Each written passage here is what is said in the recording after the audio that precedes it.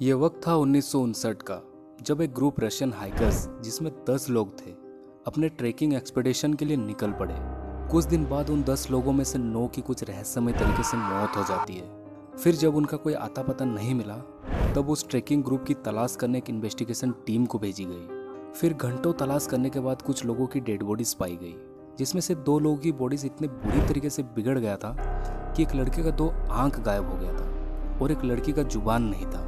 इस इंसिडेंट को हुए करीब 65 साल हो चुके हैं, पर उन 9 हाइकर्स की मौत कैसे हुई ये आज भी एक रहस्य ही है। इस इंसिडेंट के बाद इस जगह को दी डेटलप पास के नाम से जाना जाता है।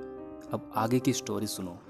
अब वो इन्वेस्टिगेशन टीम को उनके टेंट्स तो मिले, पर वो टेंट्स भी बिल्कुल फटे हुए थे। उन टेंट्स की हालत देख के उन इन्वेस्टिगेशन टीम को यह लगा कि वो हाइकर्स अपने जान बचाने की कोशिश में उन टेंट्स को छुरे की मदद से काटा होगा।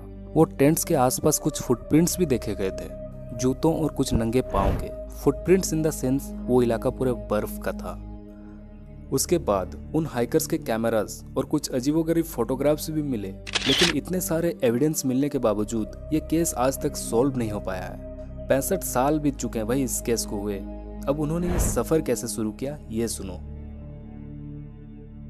ये हाइकर्स 23 जनवरी 1959 की सुबह के 10 बजे 10 लोगों ने मिलकर अपना सफर ट्रेन से शुरू किया था और साइबेरिया के उरल माउंटेन रेंज की तरफ निकल पड़े। इस ग्रुप में 8 लड़के और 2 लड़कियां थी, जिसमें से एक लड़का उस ग्रुप का लीडर था, जिसका नाम इगोर डेटलप था। इगोर डेटलप अपने साथ एक रजिस्टर रखा हुआ था, जिसमें वो पल पल की खबरें लिखते रहता था। जब वो ट्रेन में सफर कर रहे थे तब इगोर डेटलप अपने रजिस्टर में एक बात लिखा था, I wonder what awaits us in this trip, what will we encounter.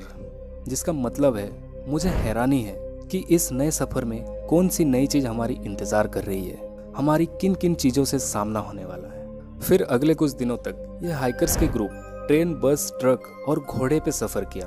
कुछ मंजिल उन्होंने पैदल भी सफर किए और कुछ फासला उन्होंने अपने स्कीज पे किया, क्योंकि वो इलाका पूरे बर्फ का था। ट्रेन, बस वगैरह तो जाती नहीं होगी, है ना।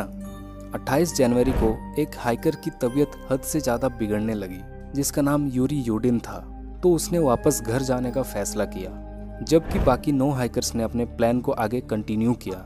यह उस वक्त का तस्वीर है जब यूरी यूडिन वापस लौट रहा था, पर उसको क्या पता था यह उसका आखिरी मुलाकात है अपने दोस्तों के साथ। उसके बाद 9 लोगों ने अपना सफर जारी रखा।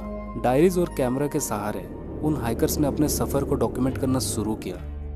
1 फरवरी को वो एक पहाड़ के बॉटम पे पहुंचे, जिससे वहाँ के लोकल लोग माउंटेन ऑफ द डेड के नाम से जानते हैं। सारा दिन वो उस पहाड़ की चढ़ाई करने में निकाले और फिर पहाड़ की चोटी से कुछ मीटर्स दूर अपने टेंट वगैरह लगाने को सोचा। ये उनके कुछ फोटोग्राफ्स हैं उस टाइम का, जो उनके कैमरे से मिला है। उस वक्त इगोर डेटलप, जो उस ग्रुप का लीडर था, उसने अपने डायरी में कुछ ये लिखा था, can't imagine such comparison the reach with a sharp wind hundreds of kilometre away from any human settlement. जिसका मतलब है, इंसानी बस्तियों से सैकड़ों किलोमीटर दूर तेज हवाओं के साथ पहाड़ों पर कल्पना करना भी मुश्किल है। अब यहाँ तक, यानी कि 1 फरवरी तक जो उनके साथ हुआ, अच्छा बुरा सब कुछ वो डायरी में लिखा हुआ मिला। लेकिन भाई उसके बाद क्या हुआ किसी को भी पता नहीं।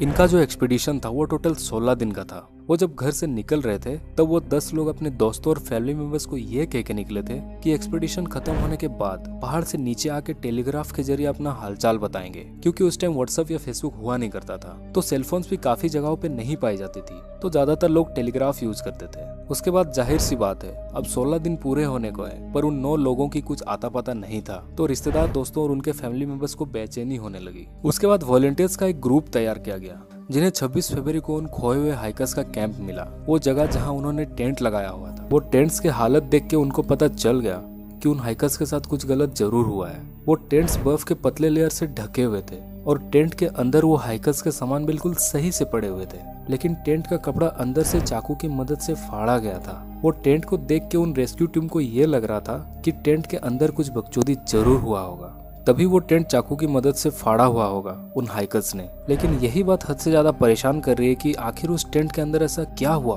कि उनको टेंट फाड़कर भागने को मजबूर किया। तो भाई आज के लिए बस इतना ही। इस वीडियो का नेक्स्ट पार्ट जल्द ही लेके आने वाला हूँ। तो भाई उन हाइकर्स के साथ क्या हुआ ये जानेंगे हम नेक्स्ट वीडियो में। तो भाई चैनल को सब्सक्राइब नहीं किया हो तो भाई सब्सक्राइब करो, ऐसे ही कंटेंट में और लाने वाला हूँ, और वो बेल आइकन भी दबाओ ताकि तुम्हें नोटिफिकेशन मिल सके। मिलता हूँ भाई अगली वीडियो में। जय श्री राम, बाय।